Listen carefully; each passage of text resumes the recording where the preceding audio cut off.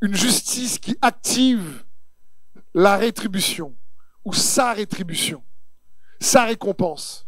Et encore une fois, quand je parle de justice, pensez, s'il vous plaît, à rétribution. Comment Dieu rétribue. Comment Dieu veut transformer ton combat en victoire. C'est dans ce sens.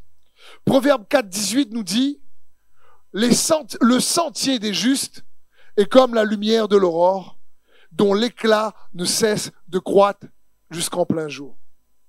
Est-ce que vous voyez dans ce verset un rétrogradage? Est-ce que vous voyez du recul? Est-ce que vous voyez que le juste, en fin de compte, il devient un coup en haut, un coup en bas?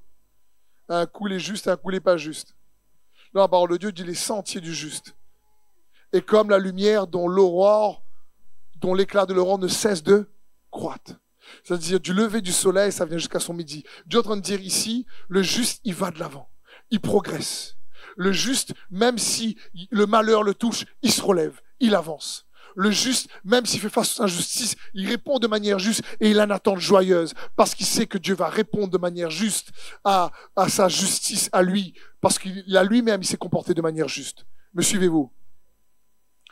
Et donc le juste, sa gloire, nous dit la parole de Dieu, la gloire de son éclat ne cesse de croître. C'est pour ça que la parole de Dieu nous dit que le chrétien qui est transformé à l'image de Christ, lui grandit de gloire en gloire. Et encore une fois, c'est pas de déboire en déboire, mais de gloire en gloire.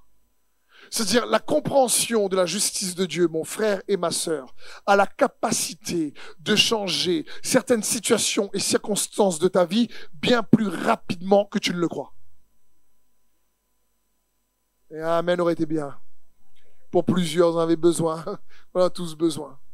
Parce que la compréhension de sa justice est capable de changer bien plus que tu ne le crois certaines situations de ta vie.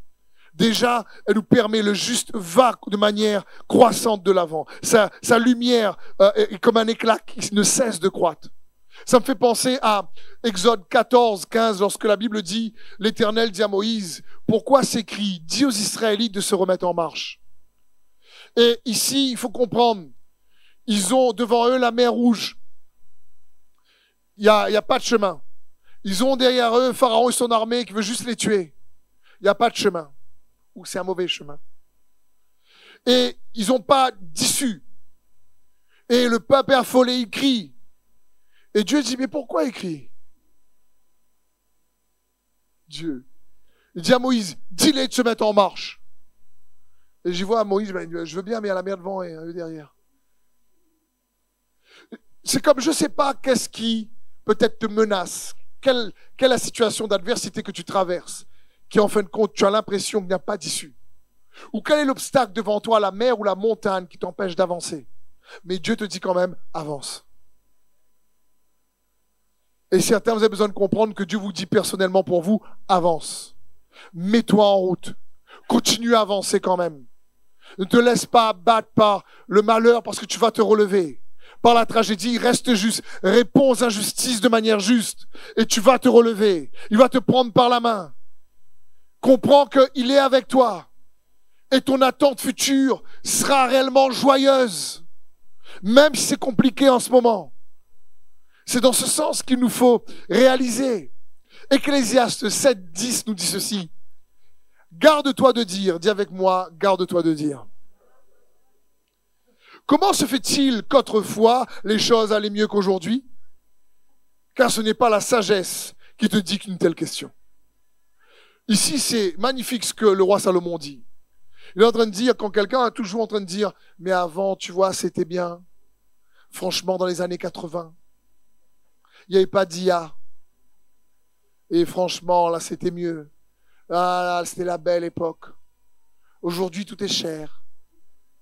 Et tout augmente. C'est le temps de la fin. Je veux dire,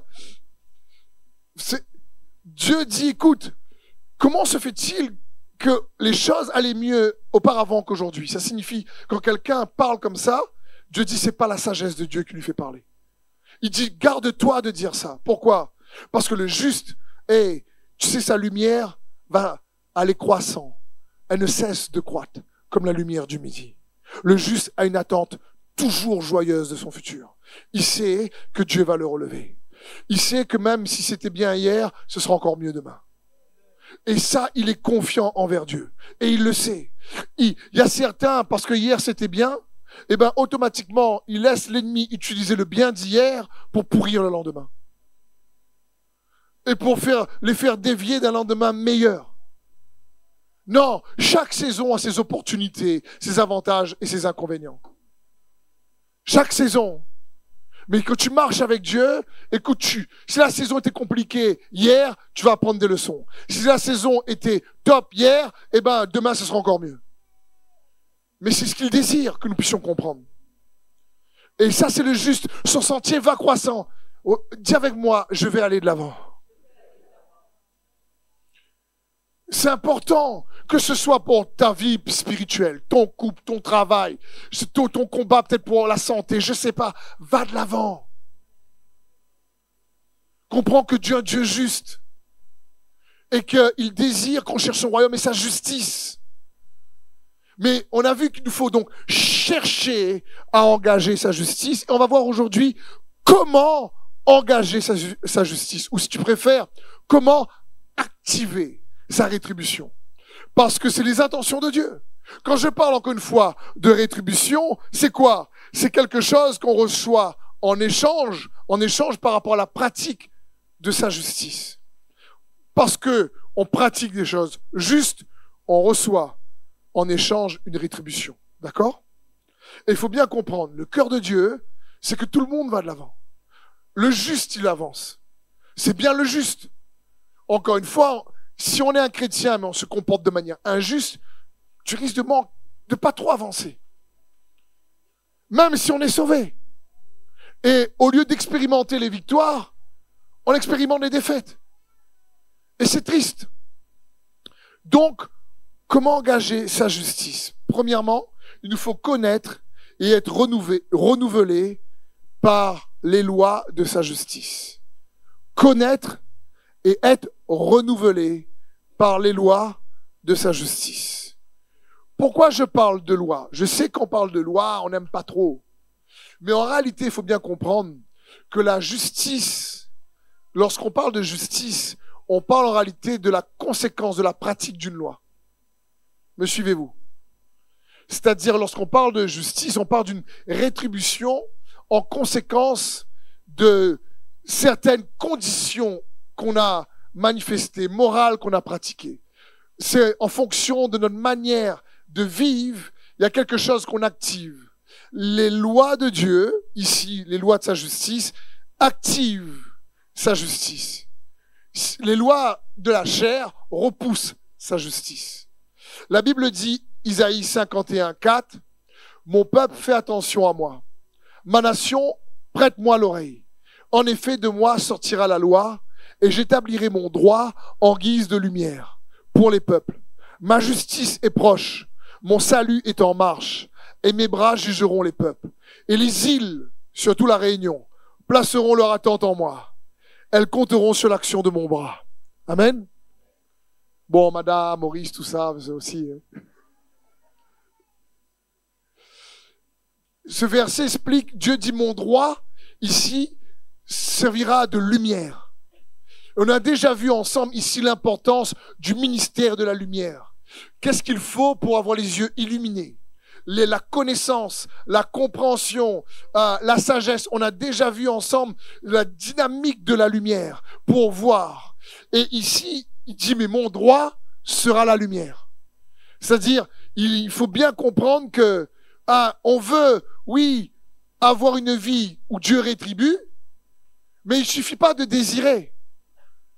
Il faut comprendre comment l'activer. Il faut comprendre comment l'engager. C'est comme si quelqu'un me dit, moi, je désire avoir des abdos. Je désire avoir des abdos. Et il rêve d'avoir des abdos. Et il dit, aujourd'hui, j'en ai qu'un. Comme on dit, un abdal.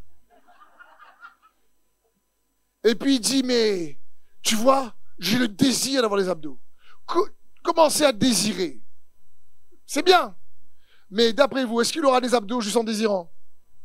Il faudra qu'il engage du temps dans le sport.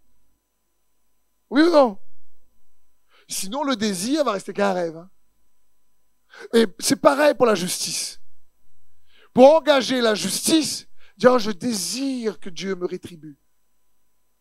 Oui, je désire que Dieu, dans sa grâce, sa bonté, me récompense, me rétribue. Mais qu'est-ce que tu engages auparavant? Désirer ne suffit pas. Peut-être désirer, c'est un bon gars. Mais ça ne suffit pas. Donc il faut bien comprendre ça. D'abord, il faut connaître les lois. Quand on parle de loi spirituelle, on parle de sa parole. La Bible dit que la loi de Dieu, c'est la vérité. Sa parole est la vérité. Vous comprenez? On parle des principes de Dieu, des règles spirituelles du royaume de Dieu. On parle de ça parce que on peut avoir des lois fausses ou des lois qui ne correspondent pas à la justice que Dieu veut avoir. Mais dans la parole de Dieu, Dieu dit, écoute, sa loi est vérité. C'est comme, je sais pas si vous avez déjà joué le jeu Uno. Vous avez déjà joué le jeu Uno? Des fois, à chaque fois que je vais jouer avec plein de frères et sœurs ou des amis, c'est jamais les mêmes lois, les mêmes règles. Et je dis à certains, mais ta loi est fausse, toi. Donc, parce qu'à partir des règles, il y aura une manière de jouer, vous comprenez? Et c'est pareil, à partir des lois spirituelles, on va activer ou pas la justice de Dieu. Et c'est important pour nous de comprendre ces choses-là. La Bible dit dans Osée 10, 12, « Semez pour la justice, et vous moissonnerez le fruit de la bonté. Défrichez-vous un champ nouveau, car voici qu'il est temps de se tourner vers l'Éternel, en attendant qu'il vienne et qu'il fasse pleuvoir la justice pour nous. » Semez pour la justice, et vous moissonnerez le fruit de la bonté. Le fruit de la bonté, c'est-à-dire tu vas moissonner ce qui est bon. Que tu sèmes, tu t'engages, quand tu engages la droiture, l'intégrité, la fidélité, la bonté, le pardon, l'amour, la bienveillance, que tu engages ça et automatiquement tu sèmes pour la justice. Et c'est dans ce sens. Alors la Bible dit, tu moissonnes, tu récoltes des choses bonnes. À coup sûr. Donc, n'oublions pas, pour engager la justice, il faut engager des lois spirituelles, si tu préfères. Et on a déjà vu, je le rappelle également, que la foi est une loi. Et ça, c'est un aspect de la foi que beaucoup, peut-être, font abstraction, malheureusement. On a vu ensemble que la foi, c'est pas juste vient de ce qu'on entend, oui, c'est ça, mais elle est démontrée ensuite par nos actions, par nos confessions. Et dans Romains 3, 27, la Bible dit, « Où donc est le sujet de se glorifier ?» Il en est exclu. Par quelle loi? Par la loi des œuvres? Non, mais par la loi de la foi. C'est-à-dire la foi, il y a des règles pour l'activer également. La foi ne vient pas de notre opinion ou notre présomption. Elle va d'abord de ce que Dieu dit. Ensuite, une fois qu'on a entendu ce que Dieu dit, eh ben, il faut obéir à ce que Dieu dit pour pouvoir activer ce que Dieu dit. Amen. Et ici, dans ce verset, on voit bien qu'il y a déjà deux types de lois. La loi des œuvres, c'est la loi de l'Ancien Testament, œil pour œil, dent pour dent. Et la loi de la foi, la loi du Nouveau Testament. Mais j'avais commencé à faire allusion la dernière fois. Je vous avais dit, n'oubliez pas que la loi de la foi dans le Nouveau Testament nous a été donnée pour connaître une loi encore bien meilleure. Parce que en fonction de la pratique d'une loi, tu auras un résultat juste ou pas. Et la loi qui est supérieure s'appelle la loi royale. Et on la voit dans Jacques 2, 8. La Bible dit, si vous accomplissez la loi royale, selon l'Écriture, tu aimeras ton prochain comme toi-même. Vous faites bien. La loi royale, c'est la loi qui règne. C'est la loi qui est au-dessus. C'est la loi que quand tu pratiques, elle va te faire récolter, moissonner une justice supérieure. Une justice de qualité pour ta vie. Quelqu'un qui aime beaucoup aura une vie réellement beaucoup plus agréable que plein d'autres. Me suivez-vous? mais de l'amour de Dieu, pas l'amour de la chair. Donc ici, on a déjà vu ensemble, la foi nous est donnée pas uniquement pour faire ce qui est impossible, elle nous est donnée pour connaître l'amour. Parce que Dieu est amour, nous dit les Écritures. Et sans la foi, il est impossible de lui être agréable. On peut avoir la foi, mais si on n'a pas l'amour, comme dit 1 Corinthiens 13, cela nous sert à rien. Il dit, si j'ai la foi pour déplacer les montagnes, mais que je n'ai pas l'amour, cela ne me sert à rien. Donc, le but de la foi est d'apprendre à aimer comme Dieu aime. Amen. Parce que si j'ai la foi pour déplacer les montagnes, plein de signes, miracles, prodiges, mais que je n'aime pas, je loupe le coche. Parce qu'avec la loi, je ne pouvais pas voir que Dieu était amour. Je voyais juste que Dieu était vraiment très juste, mais vraiment donnant. Avec la foi, je vois qu'il m'a fait grâce, alors que je ne mérite pas. Il m'a montré qu'il m'aime. Et maintenant, en croyant en lui, je découvre de plus en plus que cet amour est incroyable. Et je passe de la loi de la foi à la loi royale. La loi du royaume. La loi dans le royaume de Dieu. La loi dans la bonne nouvelle du royaume de Dieu. C'est la loi de l'amour. C'est dans ce sens. Mais c'est une loi, encore une fois, c'est pas un amour faible et ignorant. C'est un amour juste et pertinent. Je l'ai dit à la première célébration, j'ai déjà dit à des frères et sœurs, ne sois pas trop bon pour être mauvais. Parce qu'il faut bien comprendre que l'arbre de la connaissance du bien et du mal, c'est l'arbre du péché. Il y a le bien dedans quand même. Et ce bien-là, il est aussi mauvais que le mauvais. Et il y a des frères et sœurs qui confondent amour et naïveté. Ils sont tellement sucus et tout miel qu'ils se font tout le temps avoir. Et c'est pas ce que Dieu veut. Amen. Je parle pas d'ici, hein, c'est ailleurs. Je veux dire, faut bien comprendre, c'est pas un amour ici naïf. Ça parle d'un amour qui est pertinent, juste, qui discerne. Qui discerne de manière juste.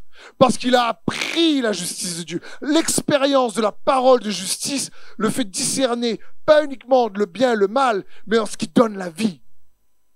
Un exemple simple. Quelqu'un te fait du mal. Il te trahit. C'est pas bien, c'est mauvais, mal. Toi, tu pardonnes pas. C'est pas bien aussi.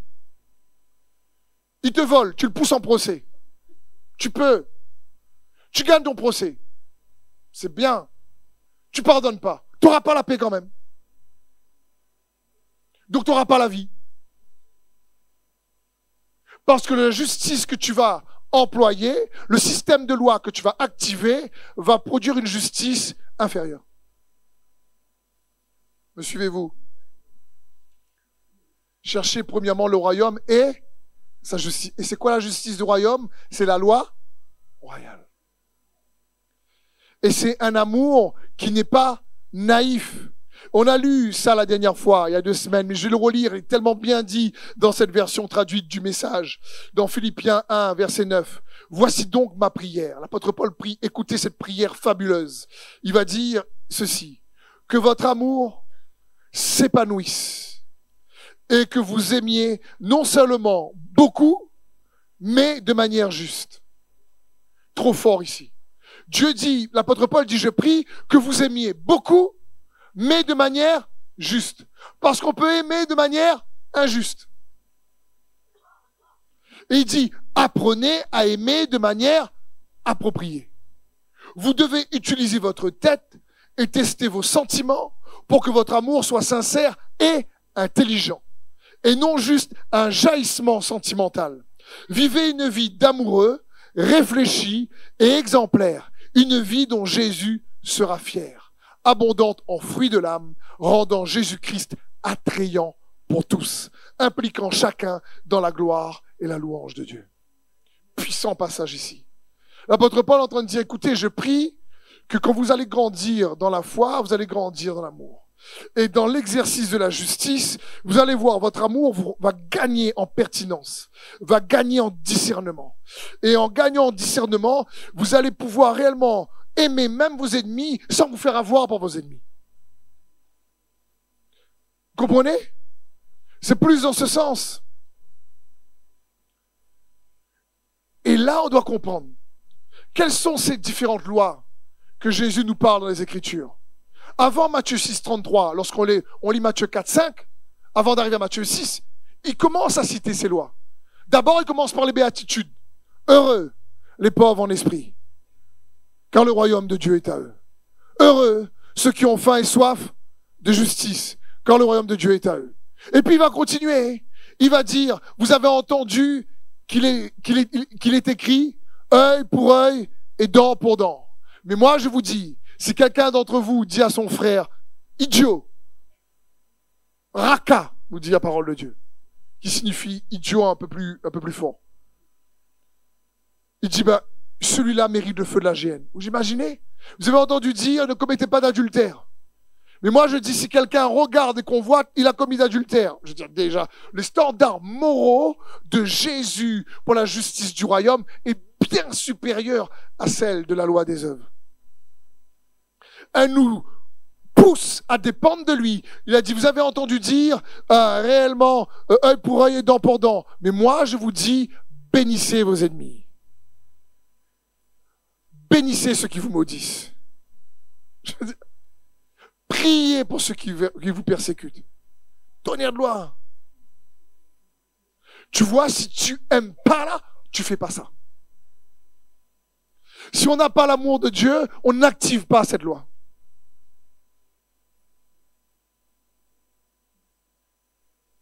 Et comment donc faire en sorte que la justice, on l'engage en pratiquant les lois d'en haut, les principes d'en haut, les règles d'en haut.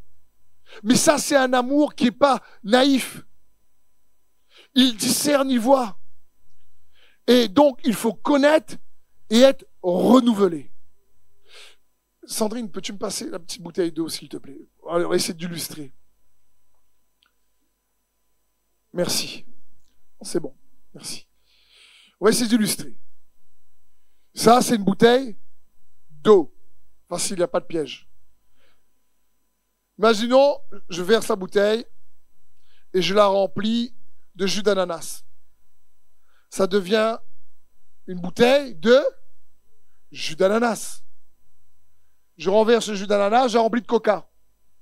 Ça devient une bouteille de coca. Le contenant, la bouteille, ne change pas, mais le contenu change l'appellation même de la bouteille. C'est pareil pour toi et moi. Le contenant, nous, ne change pas, mais ce qu'on contient va faire de nous un juste ou pas.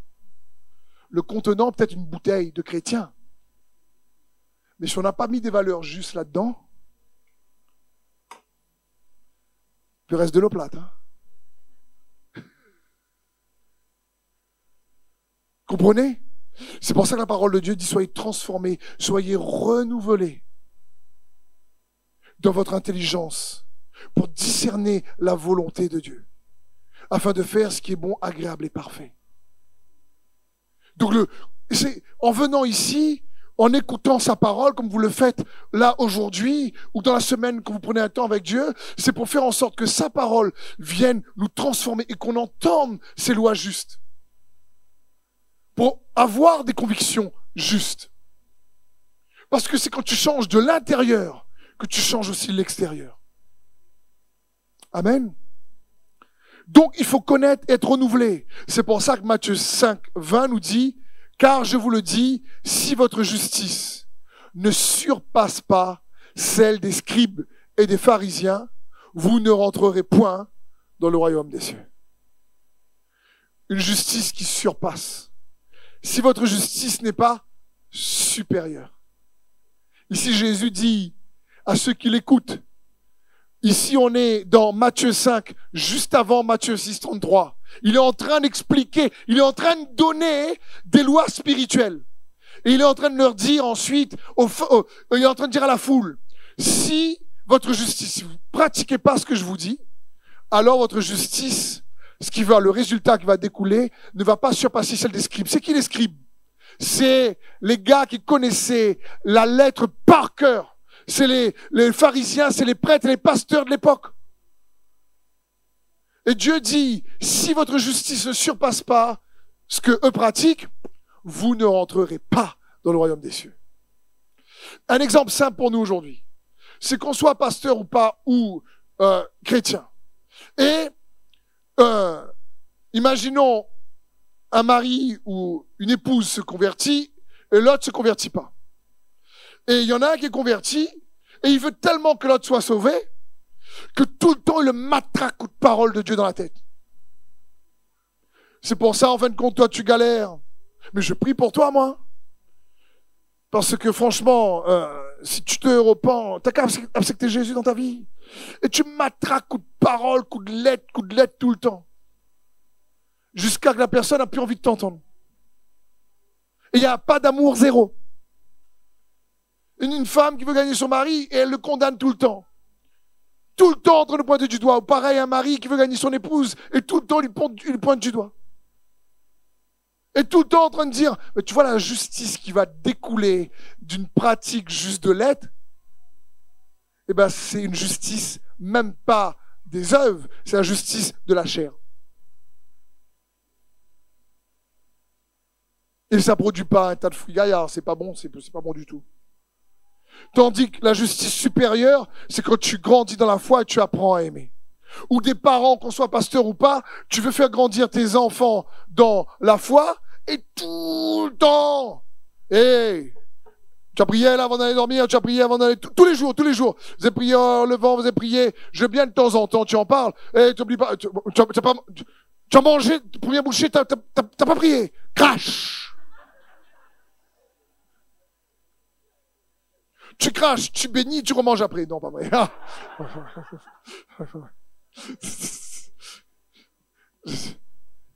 Je veux dire, on se rend pas compte que cette pratique légaliste, quand Jésus prend l'exemple, il dit, si votre justice ne surpasse pas celle des scribes, c'est les gars de la loi qui tapent coup de bâton tout le temps sur Dieu m'a dit, Dieu te dit, Dieu te dit, Dieu m'a dit. Enfin, bref. Et puis, ils sont tout le temps en train de te matraquer avec ça. Et il n'y a pas d'amour. C'est une justice inférieure. Dieu dit, si votre justice ne surpasse pas celle des scribes et des pharisiens, vous n'aurez pas l'autorité pour régner, pour avoir la victoire. Vous ne rentrerez pas dans le royaume, ça veut dire ça. C'est-à-dire, au lieu de dominer, tu seras dominé. C'est ça qui est dommage. Et pourtant, le cœur de Dieu, c'est que les intentions pour tous ces enfants qui sont sauvés, c'est qu'ils grandissent en tant que justes. Et le deuxième et dernier point, comment engager donc sa justice après connaître et être renouvelé, c'est engager ses lois en croyant et en pratiquant. Isaïe 59, verset 14. Écoutez ce verset magnifique. Aussi le droit recule et la justice est loin de nous. La vérité trébuche sur la place publique et la droiture ne peut y accéder. Puissant verset. Ici, la Bible dit, la justice, Dieu veut faire approcher sa justice dans ta vie. La rétribution, on veut la donner. Mais la droiture a trébuché. C'est-à-dire, tu sais ce qu'il faut faire pour te tenir pour ces standards et tu fais pas. Parce qu'on est blessé et c'est injuste et donc je me comporte aussi de manière injuste. Et je suis pas bien et je galère et je suis oppressé et je suis déprimé. Mais et on aime Dieu. Mais même si Dieu désire, lui-même attend qu'on engage ses standards.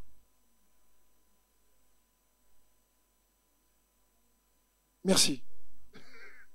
Je comprends que certains puissent dire, ah moi. Mais c'est pareil pour nous tous, frères et sœurs.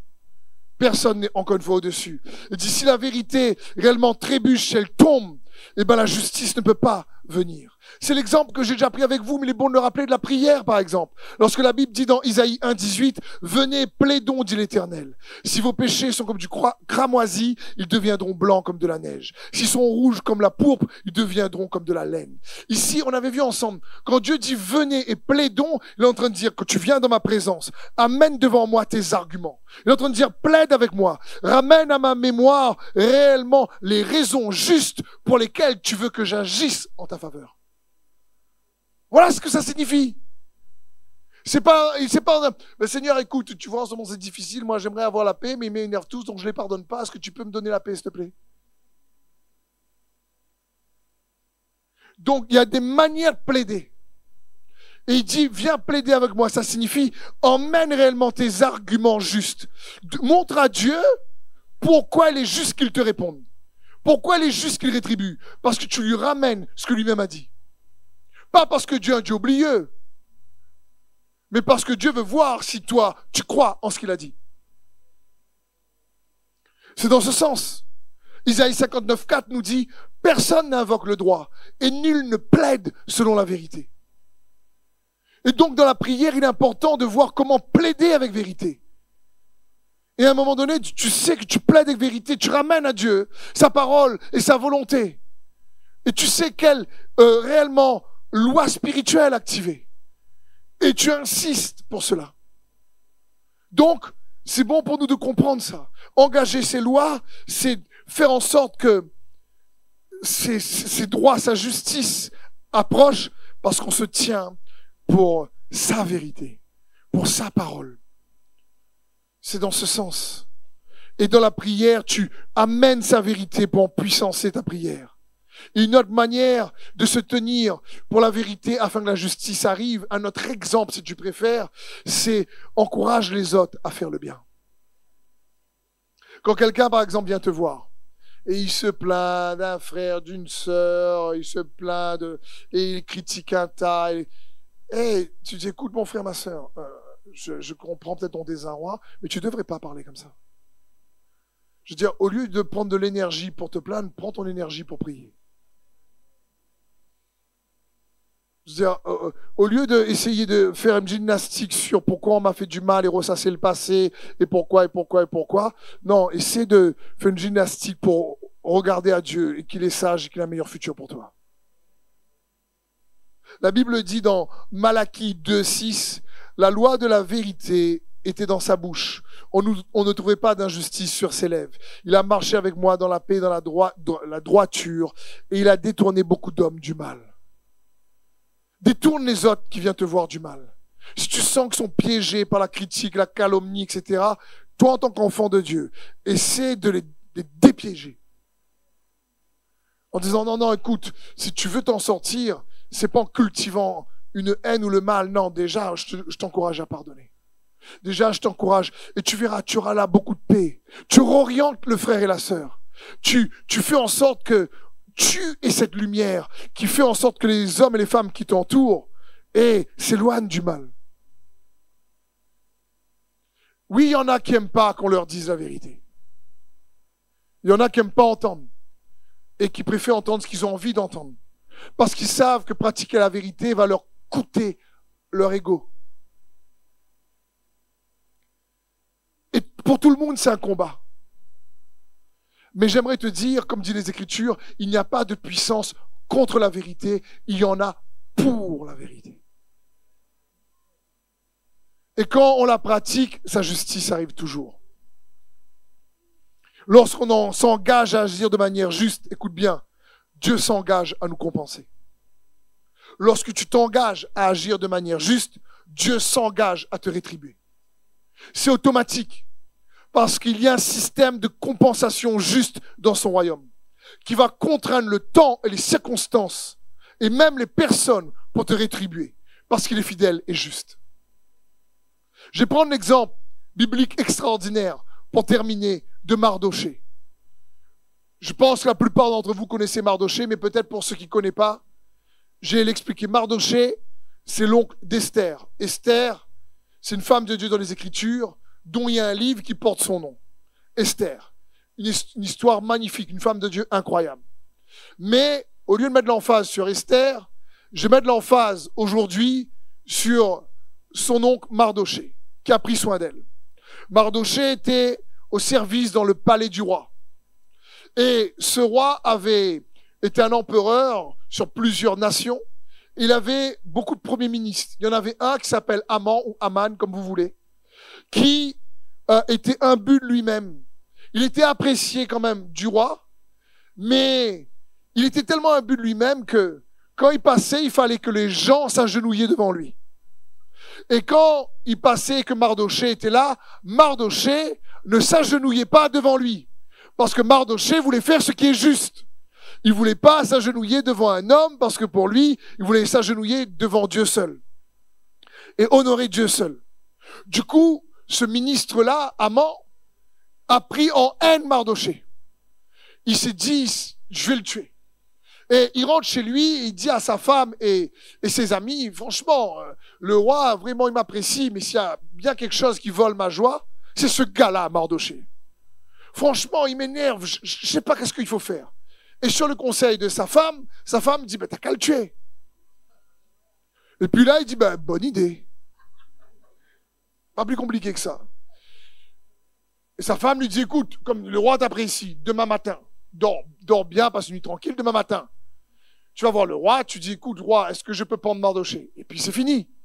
Et puis, il la regarde, il dit, franchement, je n'avais pas pensé. C'est bien, en fin de compte, c'est simple. Et il demande à ses serviteurs, Haman, de préparer la potence. Et du coup, là, ils vont préparer la potence. Et là, il va tranquille dormir en disant, purée, je n'ai pas pensé à cette solution tellement simple.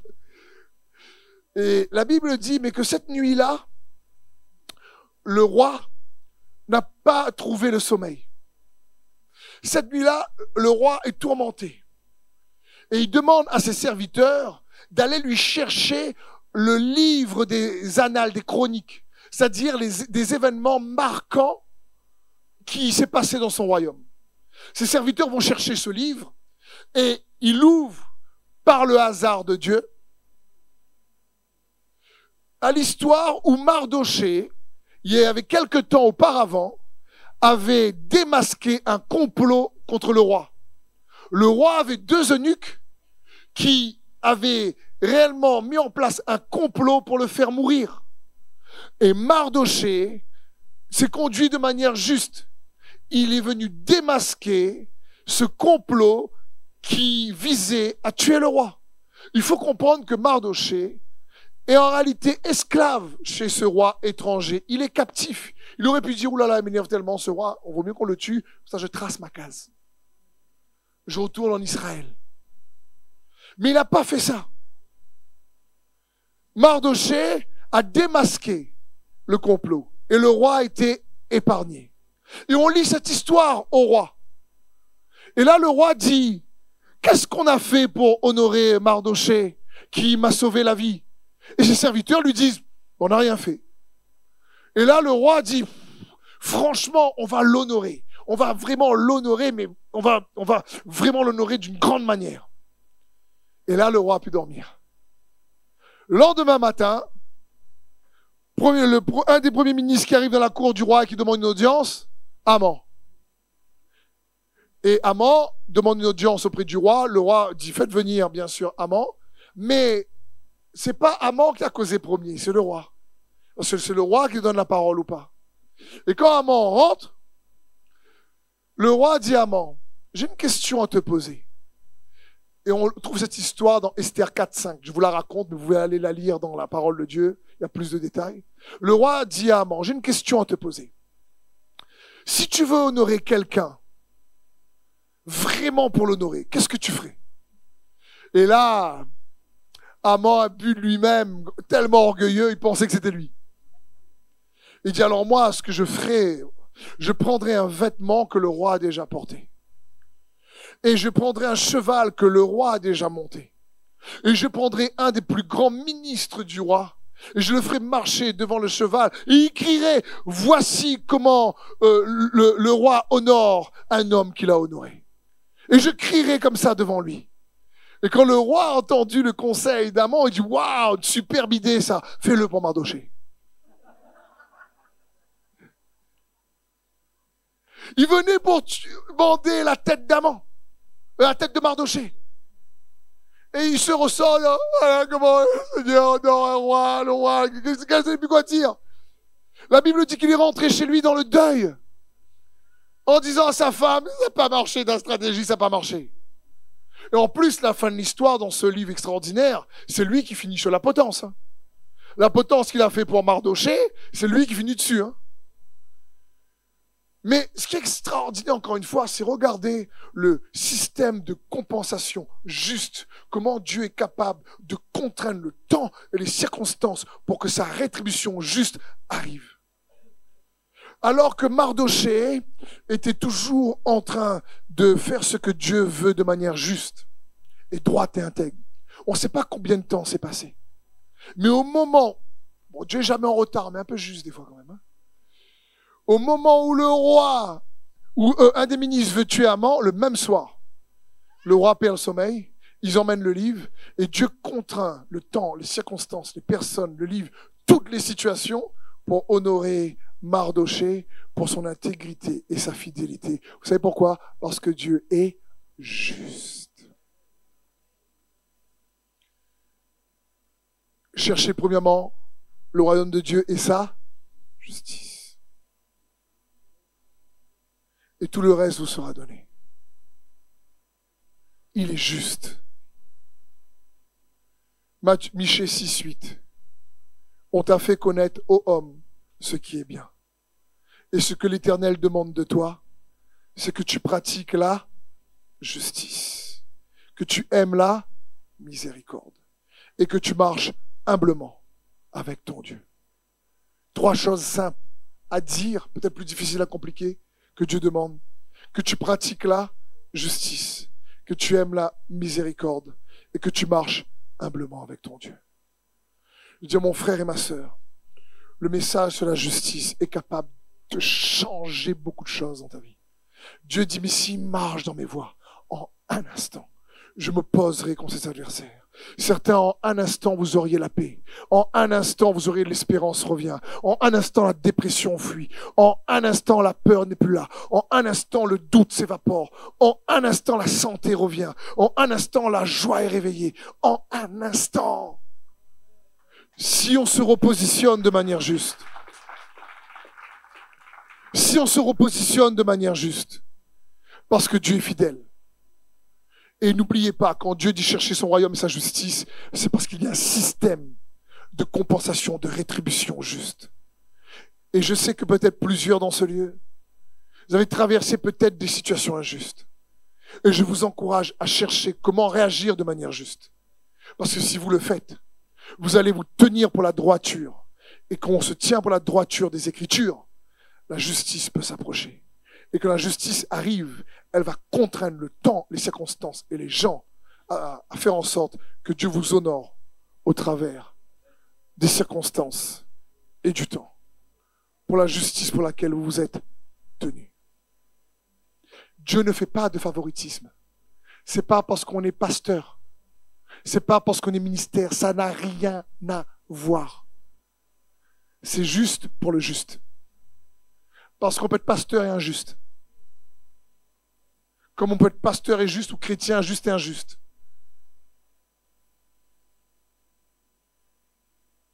Amen. Est-ce qu'on peut acclamer le Seigneur, frère et sœur? Merci d'avoir suivi ce message. J'espère que ce message a fortifié votre foi. Merci également pour tous ceux et celles qui nous soutiennent au travers de votre générosité. Vous avez en bas de votre écran un QR code qui vous conduira vers une page qui s'intitule jeveusbénir.com. Merci de nous aider à propager sa parole. D'ailleurs, si ce message a fortifié votre foi et que vous connaissez quelqu'un de votre entourage qui aurait besoin de l'entendre, n'hésitez pas à lui partager ce message. Aussi, je vous encourage, si vous le souhaitez, à vous abonner à notre chaîne YouTube. Nous avons des messages nouveaux chaque semaine. Nous sommes aussi présents sur d'autres médias dont vous aurez donc les liens dans la description ci-dessous. En tout cas, merci de nous avoir suivis. Soyez bénis.